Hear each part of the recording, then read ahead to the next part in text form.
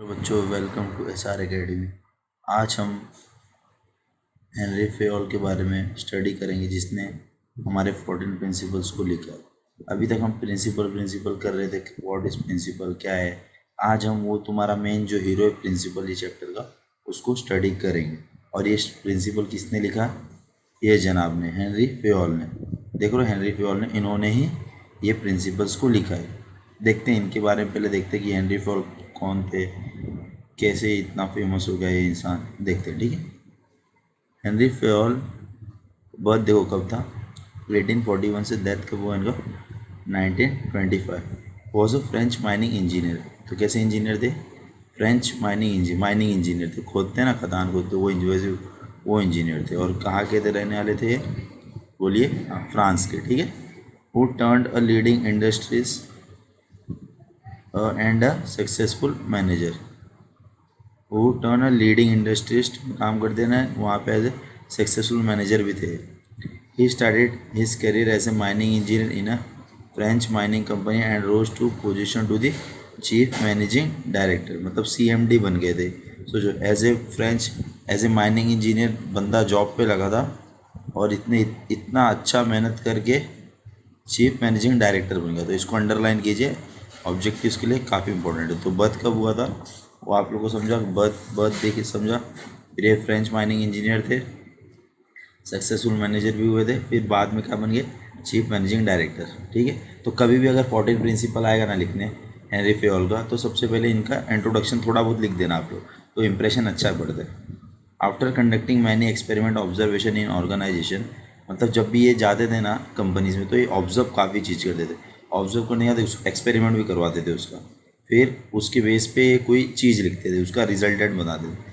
Fayol proposed 14 principles of management which are explained in his famous book general and industrial administration. तो इन्होंने, इनकी book कौन सी थी, general and industrial administration में ये 14 प्रिंसिपल को इन्होंने अच्छे से एक्सप्लेन किया था, ठीक है। बट वो कैसे करते थे, वो एक्सपेरिमेंट ऑब्जर्वेशन करके लिखा है इन्होंने। ऐसे नहीं कि अभी कल का कल 14 प्रिंसिपल लिख दिए। इन्होंने काफ़ी टाइम लिया, और काफ़ी टाइम बाद जब देखा तब इन्होंने लिखा, एक्सपेरिमेंट किया तभी लिखा, डायरेक्ट नहीं लिखा, ठीक है। Due to his contribution in development of managerial thought, he is called as father of modern management. तो इसलिए इनको ये कंट्रीब्यूशन की वजह से फादर ऑफ मॉडर्न मैनेजमेंट बोला जाता है। इसको भी अंडरलाइन करो। तो ये सब याद रखने का, ये सब चीज़ जो मैंने अंडरलाइन करवाया है ये ऑब्जेक्टिव्स में आ सकता है, ठीक है। ये कौन थे, फ्रेंच माइनिंग इंजीनियर थे, फिर चीफ मैनेजिंग डायरेक्टर बने।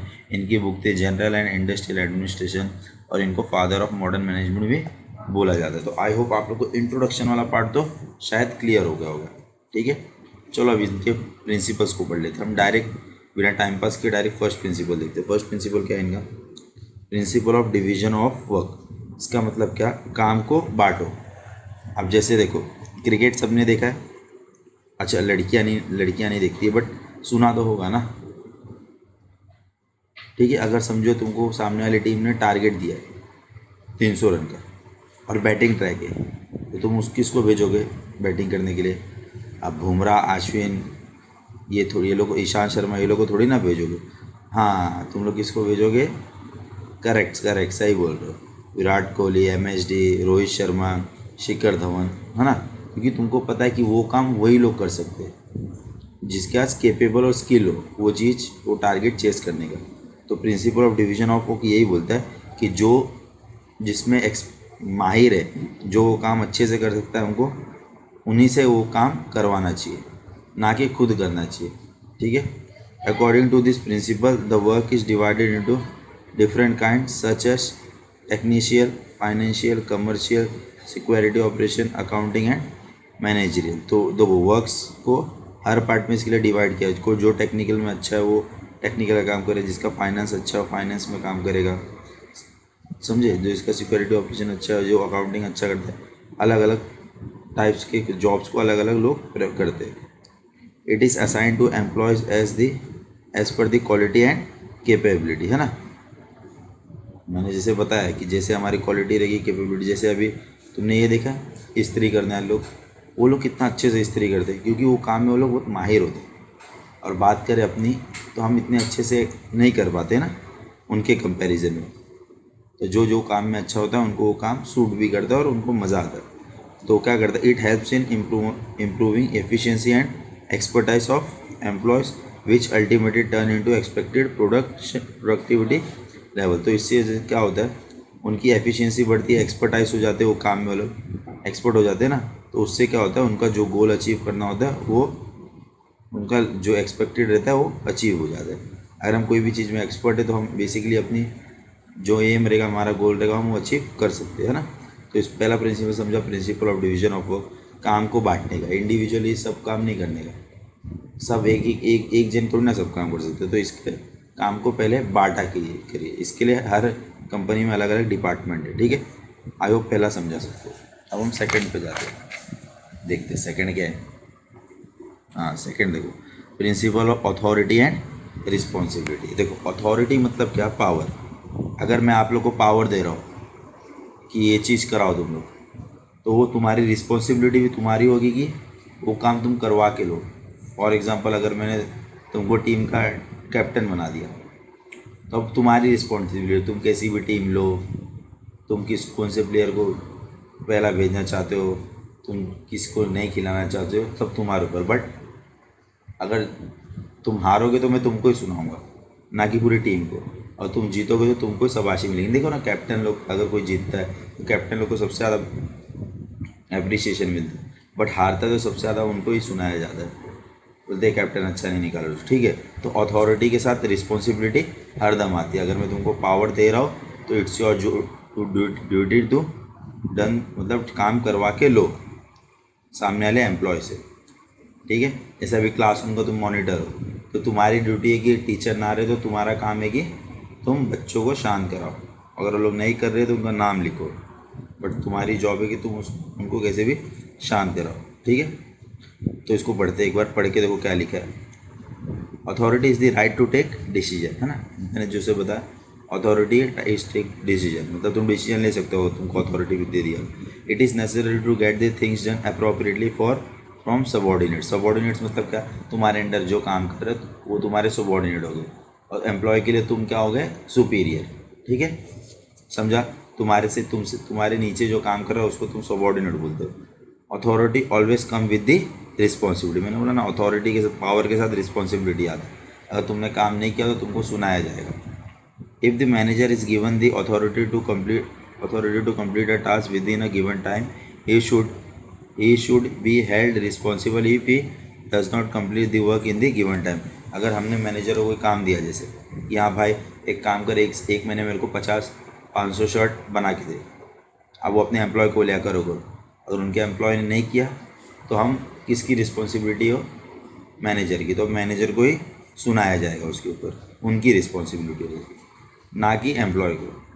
Manager should have proper authority to take managerial decision on his own in respect to the goal.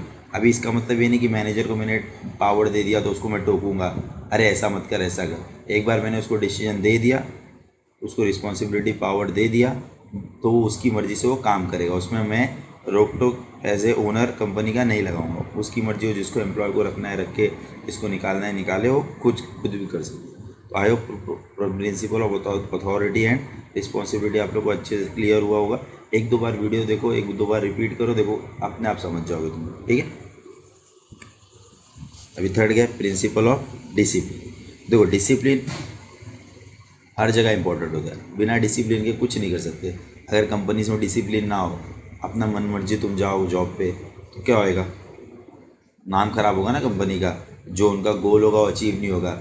अभी कंपनी में हमारा सुबह 8 से 5 का टाइमिंग और मैं 4 बजे जा रहा हूँ, तो नहीं चलेगा ना ऐसे। तो डिसिप्लिन फॉलो करना अच्छा होता है, तो उससे क्या होता है, टाइम भी बचता है और टाइम पे काम भी होता है। जैसे अगर मैं टीचर हूँ, तुमको अच्छे से नहीं पढ़ा रहा हूँ तो तुम्हारा रिजल्ट ख़राब ही आएगा ना। तो मेरा काम क्या है, डिसिप्लिन मेंटेन करूँ और अच्छे से सिखाऊँ, ठीक है।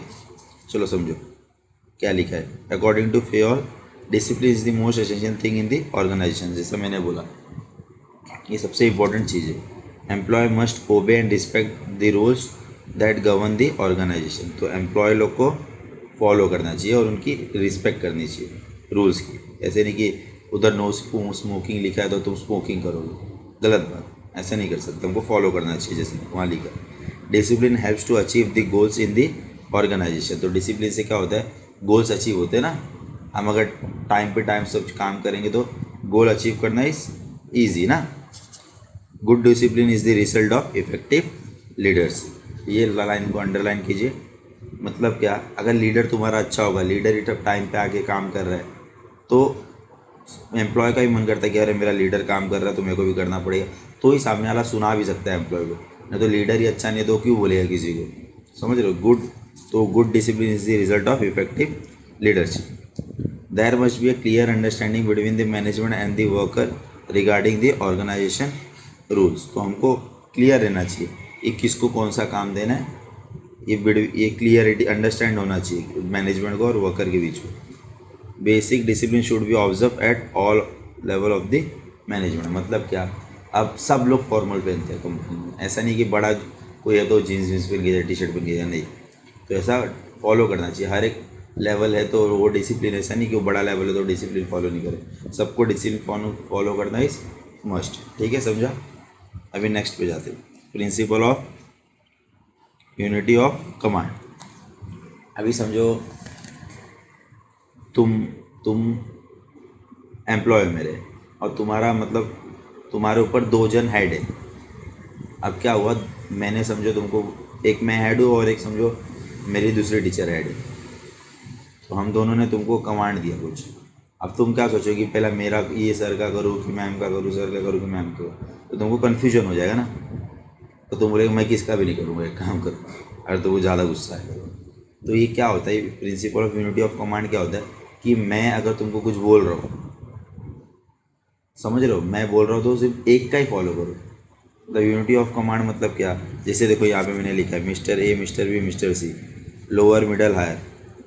तो यहाँ पे कैसे होता है, लोअर लेवल का अब मिडल लेवल को बोलेगा, मिडल लेवल हायर लेवल को बोलेगा, हायर लेवल नीचे को बोलेगा, ऐसे होता है।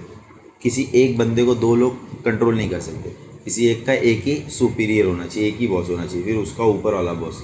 समझो जैसे अभी तुम्हारे 2 फ्रेंड लोग हैं, ये एग्जाम्पल से, दोनों फ्रेंड में झगड़ा हो गया, तो क्या करोगे, एक फ्रेंड बोला मेरे साथ चल, दूसरा फ्रेंड बोला मेरे साथ चल, तो तुम लोग क्या करोगे, तुम लोग अगर स्मार्ट रहोगे तो बोलेगे मेरे साथ, दोनों के साथ नहीं आऊँगा, है ना। दोनों किसी के साथ जाएगा तो हमारा एक जन से बॉन्डिंग टूट जाएगा। तो ये ऐसा नहीं होना चाहिए, है ना। 2 लोग एक जन को कमांड नहीं दे सकते, किसी एक का एक ही बॉस होगा, है ना। तो इसको एक बार रीड करते हैं, चलो। Each member of the organization should receive order from only one superior. जैसा मैंने बोला, एक लोग का एक ही बॉस होना चाहिए। हाँ, मेरे अंडर अगर 20 एम्प्लॉय है तो मैं 20 का बॉस रहूँगा, बट मेरे अलावा उनका कोई दूसरा बॉस नहीं रहेगा। This principle helps in managing conflict and solving disputes among people in the organization. तो इसके से क्या होता है, झगड़ा को सॉल्व करने को आसानी होती है। It also helps in avoiding confusion. इससे कन्फ्यूजन भी नहीं होता है। हाँ, मेरे सर ने बोला एक काम करना तो मैं वो करूँगा, अगर कोई दूसरा बोलिया तो 2 जन बोलेंगे तो कन्फ्यूजन होता है ना। If any employee receive command from more than one authority, he will get confuse and will not able to take decision about whose order should be follow. तो जैसा मैंने बताया था, अब 2 जन अगर उसको कमांड देंगे तो वो किसका सुनेगा। जैसे दो दोस्तों में झगड़ा हो गया, तुमको बोला तो तुम किसका सुन रहे हो, तो कन्फ्यूज हो जाओगे ना, किसके पास जाओ किसके पास नहीं जाओ। This is wrong approach. तो ये कैसा अप्रोच है, गलत अप्रोच है। For this organization hierarchy should be well defined. तो इसके लिए ऑर्गेनाइजेशन वेल डिफाइंड होना चाहिए, कौन किसको सपोर्ट कर रहा है या फिर कौन किस पे, ऐसे नहीं क्या तुम्हारा कौन बॉस है, सब क्लियर होना चाहिए। Each employ should know his immediate superior and should receive order from him only. तो हर एक एम्प्लॉय का कोई जो सुपीरियर है वो पता रहना चाहिए उसको, और उसी से वो ऑर्डर सुनेगा, ठीक है। जैसे देखो यहाँ पे दिया, एक जन 3 जन को बोल रहे तो चलेगा, बट 2 जन, देखो सेम, ये भी सेम इसको बोल रहा है, गलत हो गया ना। इसको 2 जन ऑर्डर दे रहे तो ये गलत अप्रोच है, ये सही अप्रोच है। तो ये डायग्राम बना लेना पेपर में। आई होप ये भी समझा आप लोग को, ठीक है। अभी next, principle of unity of direction. अब मतलब क्या, जैसे कंपनी का गोल तुम लोग को अचीव करना है। अच्छा, एक एग्जांपल ले लो पहले। जैसे अभी तुम लोग समझो कहीं जाना है, तुम लोग दोस्त लोग एक ही जगह, तो तुम लोग क्या किया, एक्टिवा चालू किया और उस प्लेस पे चले गए, एक ही रोड पे, एक ही रोड से पहुंच गए और सब इजीली पहुंच गए। ये अगर सब अलग अलग जगह रहोगे अपने अपने घर पे, अगर मैं तुमको बोलूँगा आओ सब जन तुम लोग प्लेस डिसाइड करके गए, तो उसमें क्या हो सकता है, कोई दूसरे रोड से जाएगा, कोई जाते जाते रास्ता भी भटक सकता है अगर उसको रास्ता नहीं मालूम पड़ेगा। तो principle of unity of direction क्या बोलता है, हमें कंपनी के गोल के लिए एक ही रोड पे सबको जाना पड़ेगा, अलग अलग रोड वे हम लोग नहीं अपना यूज़ कर सकते। तो एक बार इसको समझते हैं। The principle states that there should be only one head one plan in every organization. तो एक हेड और एक प्लान होना चाहिए सब ऑर्गेनाइजेशन, इसको अंडरलाइन कीजिए, ठीक है। एक हेड एक प्लान पे हम लोग सब चलेंगे, कोई अलग प्लान पे नहीं जाएगा। Each group in organization should have same objectives and the group should be directed by one manager using single plan. तो एक समझ रहे हो, मतलब एक मैनेजर पूरे ग्रुप को लीड करेगा और वो जैसा बोलेगा हमको सबको सेम रास्ता पे वो चलना पड़ेगा, तो ये हम अपनी गोल अचीव कर लेंगे। अभी समझो एक टीम को अगर 4 कैप्टन तुम लोग दे दो तो टीम चल पाएगी, नहीं चल पाएगी ना, डिस्प्यूट होगा, झगड़ा होगा, कोई किसके साइड कोई किसके साइड। तो इसी के लिए बोलते हैं कि एक ही रोड पे चलना चाहिए। अभी next, principle of subordination of individual interest to organization interest. ये इसके लिए पहले तुम लोग एक स्टोरी समझो, ठीक है। अभी तुम समझो, तुम लोग अगर अभी तो स्टूडेंट हो, जैसे मैं एम्प्लॉय में काम कर रहा हूँ, तुम भी आगे जाके एम्प्लॉय बनोगे तो तुम्हारी रिक्वायरमेंट क्या होगी, अच्छी सैलरी, बड़ी बड़ी बाइक, लैम्बोर्गिनी कार, बड़े बड़े 3-4 BHK के रूम, है ना। ये हमारा बड़ा बड़ा डिमांड है और हमारा टाइम टू टाइम सैलरी बढ़ना चाहिए, है ना, ये सब सोच रहे हो। बट अगर तुम कंपनी में जा रहे हो तो तुमको खुद के बारे में नहीं सोच रहा है, तुमको कंपनी के बारे में सोचना है। जैसे एक एग्जांपल बताता हूँ, जैसे 2 लोग हैं, समझो राम और श्याम। मैं कंपनी का समझो हेड हूँ, तो मैंने दोनों लोग को बुलाया कंपनी में, ठीक है, समझ रहे हो, दोनों लोग को बुलाया और मैंने क्या बोला, वो लोग मेरे कंपनी में काम कर रहे थे, उन लोग को मैंने क्या बोला कि एक काम करो, तुमको मैं प्रमोशन दे रहा हूँ बट तुमको एक प्रोजेक्ट कंप्लीट करना पड़ेगा। तो मैंने दोनों को प्रोजेक्ट दिया, वो दोनों बंदे लोग गए। अभी क्या राम ने क्या किया, राम को क्या लगा श्याम जल्दी कंप्लीट कर लेगा तो शायद उसका प्रोजेक्ट वो लोग देंगे तो उसको प्रमोशन नहीं मिलेगा। तो राम ने श्याम के पास गया और उसका थोड़ा प्रोजेक्ट बिगाड़ दिया, गलत बता के हेल्प करने के चक्कर में, ठीक है। श्याम का प्रोजेक्ट बिगड़ गया, समझ रहे हो ना तुम लोग। तो राम ने अपना प्रोजेक्ट दिया तो कंपनी भी मान गई कि ठीक है चलो राम को प्रमोशन मिल गया। बट श्याम का क्या हुआ, उसका तो प्रोजेक्ट गया, तो उसको कंपनी को लॉस हो गया, क्योंकि कंपनी ने किसी को प्रोजेक्ट बोला था कि हम लोग करके देंगे बट नहीं कर पाए, तो कंपनी को लॉस हो गया और श्याम को भी कंपनी ने निकाल दिया। फिर कंपनी, अभी देखो कारमा, देखो क्या होता है, कंपनी ने राम को बुलाया, उनको प्रमोशन तो दिया था बट बोला कि यार एक्चुअली हम लोगों ने थोड़ा नुकसान हो गया कंपनी में, तो एक काम कर रहा, तेरे को तो हम लोग प्रमोशन दे रहे बट तेरी सैलरी उतनी ही रहेगी। तो क्या हुआ, राम को इतना मेहनत करके फ़ायदा हुआ नहीं और उसकी सैलरी में भी कुछ इंक्रीमेंट नहीं हुआ। इसके लिए जब भी कंपनी में हम लोग काम करेंगे अपना इंडिविजुअल नहीं सोचेंगे, सबसे पहले हम लोग कंपनी के बारे में सोचेंगे, बाद में अपने बारे में सोचेंगे। तो ये पॉइंट का मतलब ही यही है। According to this principle the interest of an individual must be given less importance than the interest of the organization. तो यहाँ पे यही लिखा है कि हमको ज़्यादा इंटरेस्ट किसको देना चाहिए, कंपनी को देना चाहिए कंपेयर टू खुद को। While taking decision in the organization, the manager should always consider the interest of whole group rather than the interest of single employee. तो मैनेजर को भी, अगर मैनेजर को फेवरेट है उसको उस पर ध्यान नहीं देना चाहिए, पूरे ग्रुप को ध्यान देना चाहिए, सिंगल एम्प्लॉय पे नहीं, ठीक है, पूरे ग्रुप पे ध्यान देना चाहिए। Similarly the employee should protect the interest of organization first and its personal interest should be subordinated. तो एम्प्लॉय को भी वैसे अपना सबसे पहला इंटरेस्ट ऑर्गेनाइजेशन के लिए देना चाहिए, फिर अपने बारे में सोचना चाहिए। For example in every game the player are always thinking about winning the game as a team rather than individual record. अभी समझो, देखो एक बॉल पे 4 रन चाहिए और बैट्समैन 99 पे खेल रहे हैं, अगर वो बैट्समैन 1 रन निकालेगा, 4 नहीं मारेगा और 1 रन के लिए खुद को ले देगा तो पूरा क्राउड उसको गाली देगा। और वही चौका मार देगा तो पब्लिक कितना खुश हो जाएगा, बोले बंदे ने क्या बैटिंग किया है। ट्राई तो करना चाहिए एटलीस्ट चौका मारना, भले से आउट हो गया तो क्या होगा, बट वो टीम के लिए खेलना चाहिए, खुद के लिए नहीं खेलना चाहिए, ठीक है। अभी ये नेक्स्ट प्रिंसिपल ऑफ सेंट्रलाइजेशन। अभी इसका मतलब समझो, थोड़ा ध्यान देना। क्या principle of centralization means what, कि जैसे कोई भी एक ऑर्गेनाइजेशन है उसको एक ही जन कंट्रोल कर, एक या ज़्यादा से ज़्यादा 2 लोग, 2 या 3 लोग, तो उसको हम लोग प्रिंसिपल ऑफ सेंट्रलाइजेशन बोलते हैं। अगर हम लोग काफ़ी लोग को पावर दे दे रहे, जैसे ऊपर मैंने बताया मैनेजर लोग को पावर होता है, तो वहाँ पे डिसेंट्रलाइजेशन होता है। क्या बड़े ऑर्गेनाइजेशन में डिसेंट्रलाइजेशन होता है, छोटे ऑर्गेनाइजेशन में सेंट्रलाइजेशन होता है। तो centralization refer to the concentration of power and authorities in some organisation, this power is vested in 1 or few hold. तो सेंट्रलाइजेशन मतलब क्या कि पावर दे देंगे उसको और अथॉरिटी दे देंगे, बोले जो करना है कर। In some organisation this power is vested in 1 और 2 हैंड। मतलब देखो कौन सेंट्रलाइजेशन में क्या होता है, एक दो जन मालिक रहते हैं बस, इससे ज़्यादा कोई मालिक नहीं होता। जैसे कि देखो ट्रांसपोर्ट में क्या होता है, नोटिस किए होगे, ट्रक ड्राइवर होता है, लोडर लोग होते हैं, क्लीनर लोग होते हैं, तो ये लोग अनपढ़ होते हैं ना, इनको इतना आइडिया नहीं होता है ये कैसे क्या मैनेज करेंगे। तो वहाँ पे जो ट्रांसपोर्ट का मालिक होता है वही सब संभालता है, तो सेंट्रलाइजेशन उसको बोलेंगे। This situation occur in the small organization. तो ये स्मॉल ऑर्गेनाइजेशन में होता है ना, but if the size of the organization is large then there is a decentralization of power और अथॉरिटी। जैसे देखो अगर बड़ा ऑर्गेनाइजेशन होगा तो वहाँ पे डिसेंट्रलाइजेशन होगा। ये देखो ये वर्ड डिसेंट्रलाइजेशन। जैसे स्कूल में मालूम है ना, स्कूल में प्रिंसिपल हेड रहता है और उसके अंडर टीचर होती है, फिर स्टूडेंट होते हैं। तो टीचर्स स्टूडेंट को मारने के लिए, पनिश करने के लिए प्रिंसिपल की ये थोड़ी ना लेते, परमिशन थोड़ी ना लेते, बिंदास मार देते, क्योंकि प्रिंसिपल उसको पावर दिया रहता है। तो यहाँ पे मल्टीपल लोग के पास पावर है ना, बिंदास पावर देता है और मार देती है टीचर, पनिश विनिश कर देती है बेचारे बच्चों को, है ना। तो इसके आगे भी थोड़ा सा लिखा है, देखो क्या लिखा है।